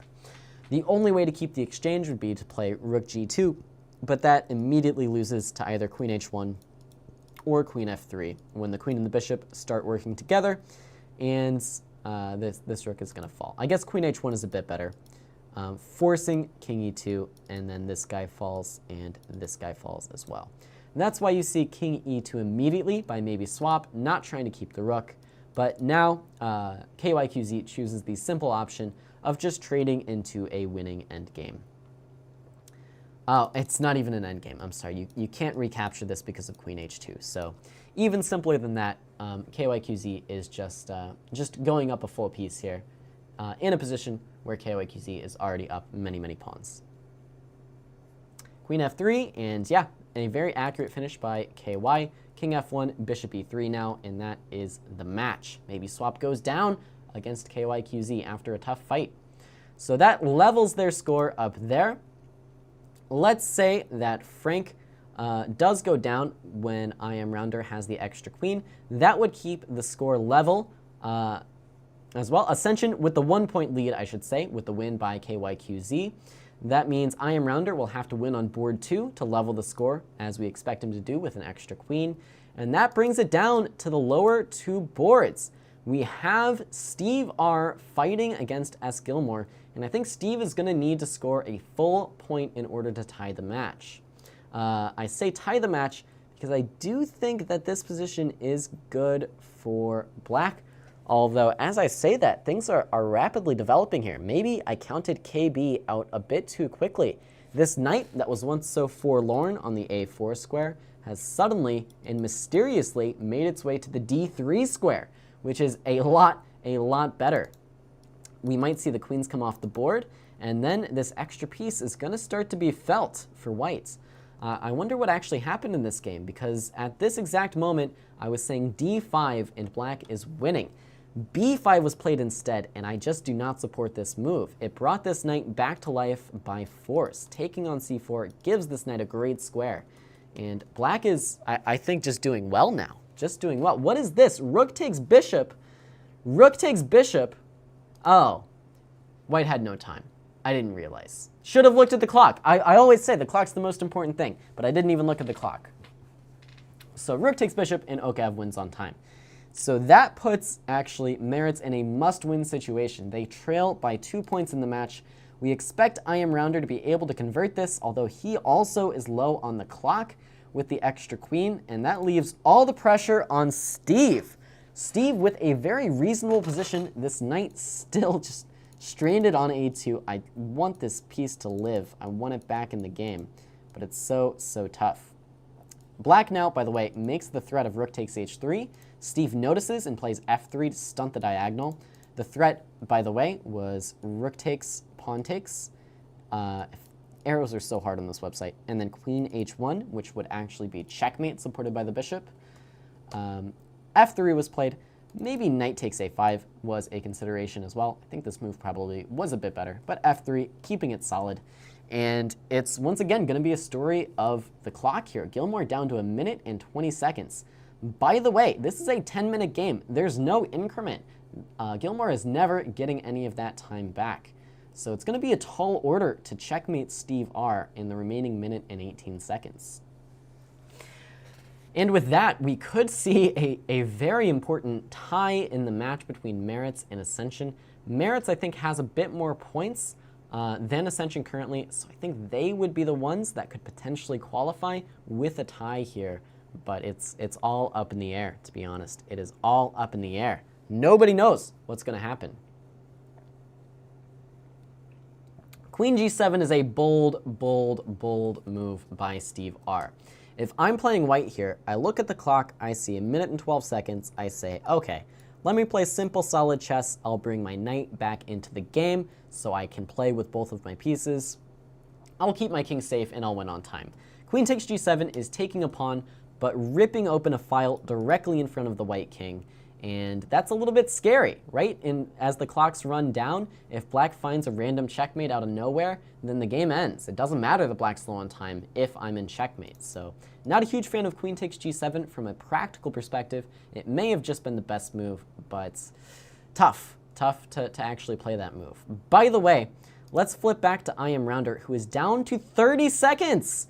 30 seconds on the clock. Queen B3 would have been a great winning move, but yet, you know, I was calling this game early with the extra queen, but I Am Rounder, oh, they're so slow. You got to go faster. 23 seconds. And I'm sort of losing it here. I'm sort of losing it. I think Frank is going to somehow pull it out. Frank has been down a queen since early on in the game, but with some tenacious play, the game is not over. The game is not over. 20 seconds. I think Frank is favored at this point, if you ask me. 15, you have to move. Play a move.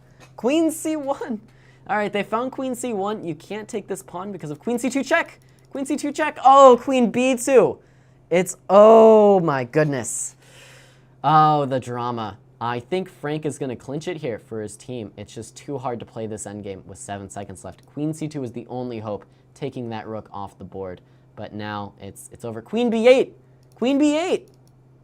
Okay, queen b8 was found, but I worry it's too little too late. You take the rook, but 2.2 seconds left. It's going to be the match here. It's going to be the match. Yeah. And white wins by timeout. A brutal, brutal finish for Maritz's chances.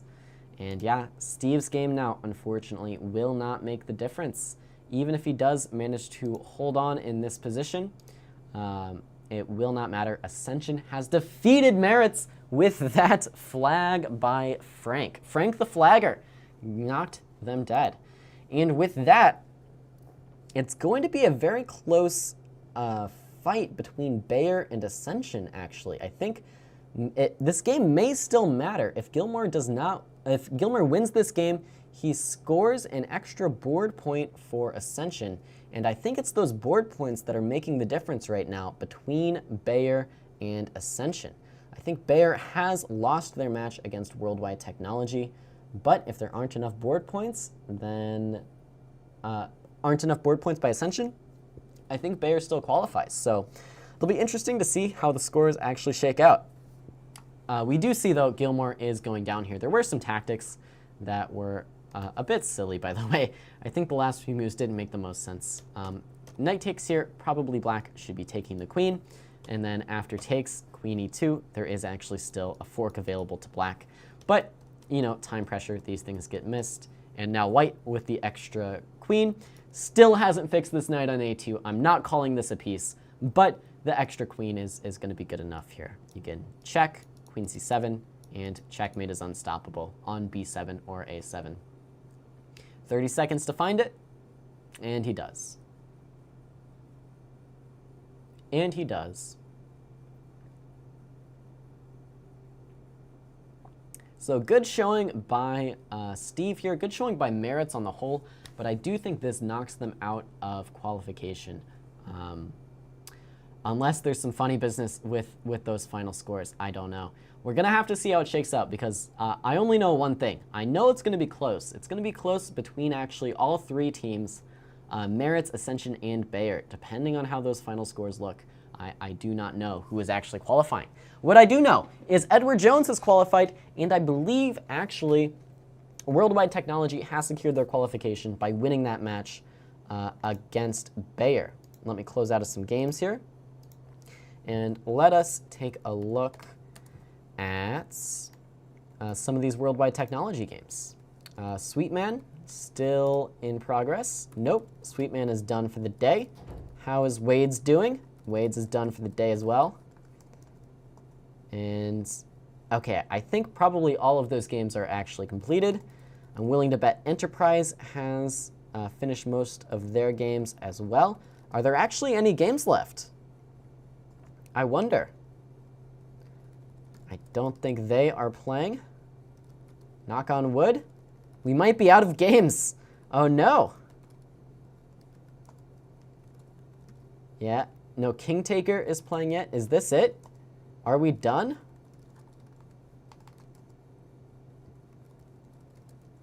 I think we might be done. Ah, there's a game. We've got a game left. Let me just finish going down the list here, see if anybody else is left. All right, we have Ten John, who I believe is playing for Edward Jones, up against, someone random. I think this is just a game in the random pool. I think DN finished his game against Jaruzelski and is now just playing a random person on chess.com. But you know what? He's competing in the Corporate Chess League, so it counts. All games are done and standings are up to date. Well, why don't we take a look at those standings then? It looks like these are the final scores for the day. Worldwide Technology and Enterprise were both in qualification spot going into today, and they have secured that with, in Enterprise's case, a draw in the first round and a win in the second. And in Worldwide Technology's case, actually just 2 wins for the day. They swept their opponents. And wow, actually, I should mention, Worldwide Technology won every single game against Bayer. That is an impressive showing. Ascension just barely defeated Merits in that last round there by a single point. And they did it with a nice flag win by Frank Tan, down a queen for a rook for most of the game, but holding on and putting the pressure on that clock and eventually coming home with the victory. So it's going to be tight. It's going to be really close to see who qualifies here. Doherty with 11 points on the night and Merits only with 5. They lost both of their matches, and they do have a pretty small team roster. So notably, they were a point away from scoring 16 points, but instead they only get the 5. Tough night for Merits, who is in second place going into tonight. We'll see if they did enough to stay in the qualification. Break and then have the Grand Prix scores and then the game of the night. And if they stayed, all right, we'll see if they stayed in the qualification zone. I think we are going to take a very quick break, and then we'll be back with those final Grand Prix scores. We're going to find out who actually qualified for those finals in December, and we'll get back to you with that information, as well as a game of the night, my favorite game of the night. We shall see. See you guys soon.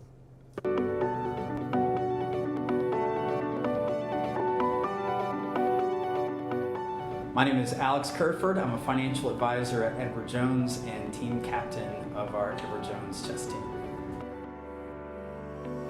The Corporate Chess League is an opportunity for companies around the St. Louis area and hopefully one day beyond to come and compete at a world-class facility of chess that we have here in St. Louis. And we decided to get a tournament around that to where companies can play one another, compete in a friendly, but competitive way, and enjoy each other's company as well. Chess is important for a wide variety of people because it helps with your decision making, it will help with your problem solving, being able to think long term and have short term intermediate steps can translate into all types of different areas of life. Edward Jones chose to compete in the Corporate Chess League as a way that we can have some fun camaraderie with other companies that we're associated with, as well as a way to, for ourselves, be able to build some teamwork aspects as we have as a company, and again, just be able to come and participate at a top-class facility and have some fun.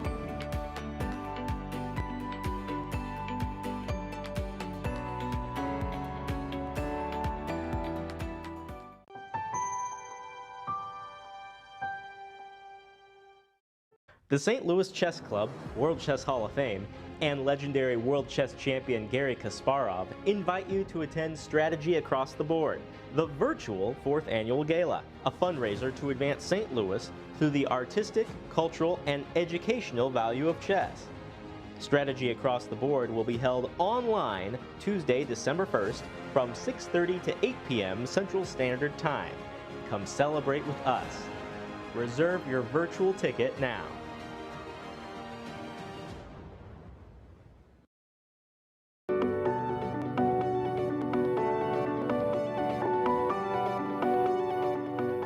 My name is Alex Kerford. I'm a financial advisor at Edward Jones and team captain of our Edward Jones chess team. The Corporate Chess League is an opportunity for companies around the St. Louis area and hopefully one day beyond to come and compete at a world-class facility of chess that we have here in St. Louis. And we decided to get a tournament around that to where companies can play one another, compete in a friendly, but competitive way, and enjoy each other's company as well. Chess is important for a wide variety of people because it helps with your decision making, it will help with your problem solving, being able to think long term and have short term intermediate steps can translate into all types of different areas of life. Edward Jones chose to compete in the Corporate Chess League as a way that we can have some fun camaraderie with other companies that we're associated with, as well as a way to, for ourselves, be able to build some teamwork aspects as we have as a company, and again, just be able to come and participate at a top-class facility and have some fun.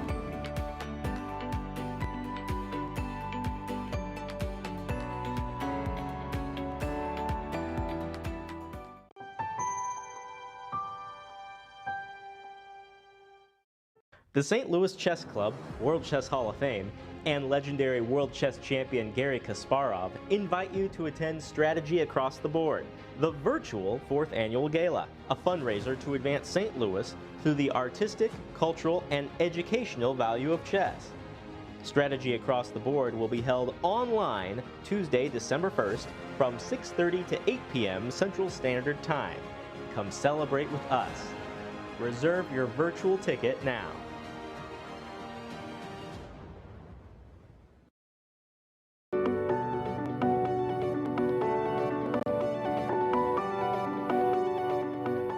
My name is Alex Kerford. I'm a financial advisor at Edward Jones and team captain of our Edward Jones chess team. The Corporate Chess League is an opportunity for companies around the St. Louis area and hopefully one day beyond to come and compete at a world-class facility of chess that we have here in St. Louis. And we decided to get a tournament around that to where companies can play one another, compete in a friendly, a competitive way, and enjoy each other's company as well. Chess is important for a wide variety of people because it helps with your decision making, it will help with your problem solving, being able to think long term and have short term intermediate steps can translate into all types of different areas of life. Edward Jones chose to compete in the Corporate Chess League as a way that we can have some fun camaraderie with other companies that we're associated with, as well as a way to, for ourselves, be able to build some teamwork. All right, everyone, the math is done. We have the official results ready for you. First and foremost, though, before we do the drum roll and release the final standings, I would like to announce the best game of the event, at least in my opinion. I believe there is a prize for this. Last month, the prize was a lesson with me, which went unclaimed. So I'm looking at you, prize winner. If you want your prize, I will be offended. So reach out to Lauren, please. I Am Rounder is the winner of the best game prize for his game number 1 against Frank Tan of Ascension. It was a great attacking back and forth game, had me on the edge of my seat, and I Am Rounder did end up on top at the end of the game. So congratulations to him. And then, perhaps more importantly, the final standings for the teams. Edward Jones, as expected, is qualifying easily, extending their lead over second place to over 150 points. Worldwide Technology had a very good night, winning both their matches, now in clear second place, qualifies for the finals in December. Enterprise also holding their own, standing up to the big bullies at Edward Jones, who think they are just going to win every match easily. They drew that match with Edward Jones and secured their third place spot to qualify. And then here it is. Right here, that fourth place spot, it was a close one.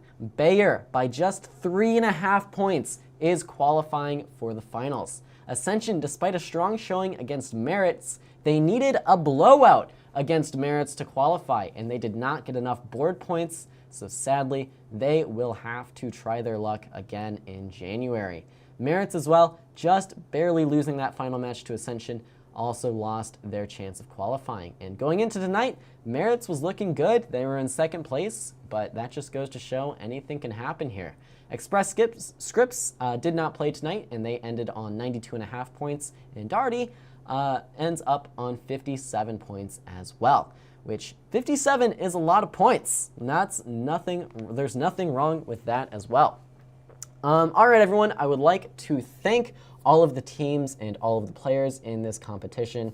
As always, I had a great time bringing you the live coverage of it.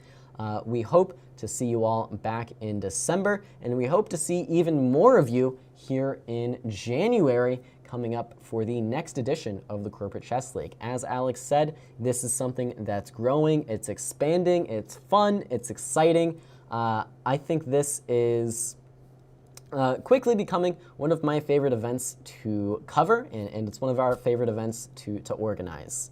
So hopefully you guys enjoy it as well. Please let me know if you did. Once again, I am Rounder. Claim your prize, okay? Reach out to Lauren and she'll get you set up with everything. And that's going to do it for our show here tonight. So once again, thank you guys for watching. My name is Caleb Denby, and I will see you next time.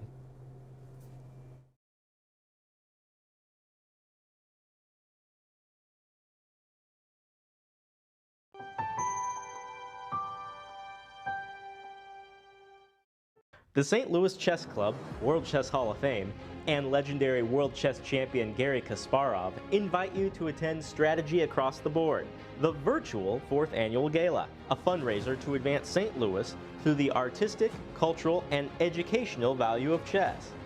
Strategy Across the Board will be held online Tuesday, December 1st from 6:30 to 8 p.m. Central Standard Time. Come celebrate with us.